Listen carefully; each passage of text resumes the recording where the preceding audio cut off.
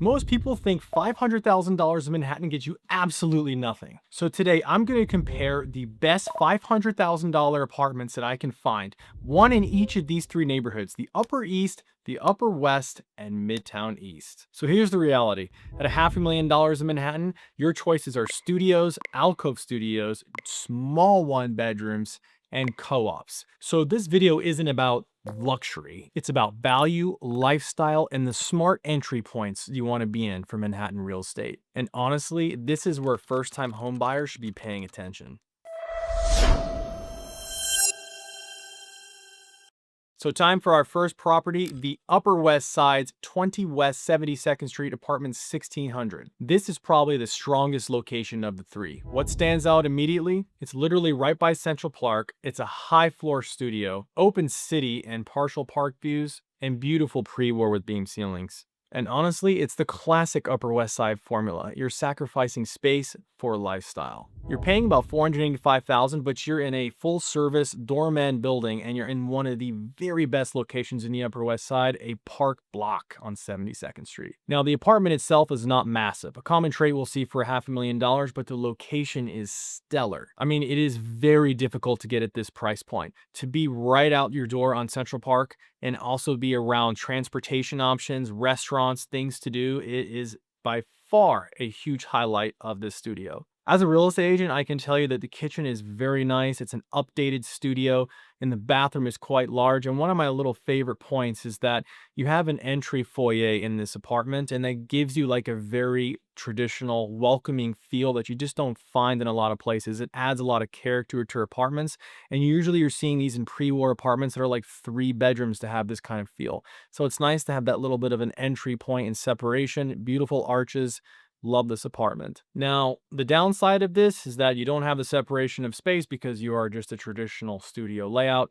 It is a little bit small, but if that's okay with you and you value location, this one is a home run. Our next property is in the Upper East Side, 235 East 87th Street, apartment 8E. This, you could probably say, would be the best overall value just because of the space and functionality of the apartment, because it's an alcove studio that feels like you're living in a one bedroom. And this is where the Upper East shines. For $500,000, you get more space, better layouts, and generally a better price per square foot. You're going to pay less per foot, so you get a better bang for your buck there.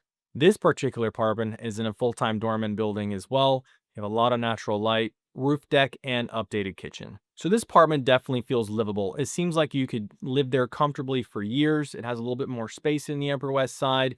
Yes, the location isn't a park block, but something a first-time buyer can settle in. I still think the Upper West Side, you feel comfortable just because of how nice it is in the location. Perfect for a pied-à-terre, by the way. Second home for somebody, third home. Wow, that Upper West Side would be perfect as well. So again, these are the very best options I'm finding for $500,000. You have two really compelling choices so far. Now let's talk about the downside of that Upper East Side one. It's not as a prestige block as the Upper West Side, so the Upper West Side does outshine there. It doesn't have as much as a neighborhood charm, and it does have slightly higher monthly costs. But strategically, this is one of your better buys. Okay, and now for the last property in Midtown East at 357 East 57th Street, apartment 15C. I'm actually in my apartment right now on 57th Street. Well, some people call it Billionaires Row, but it is a pretty long street. You don't necessarily have to be a billionaire to live on the street.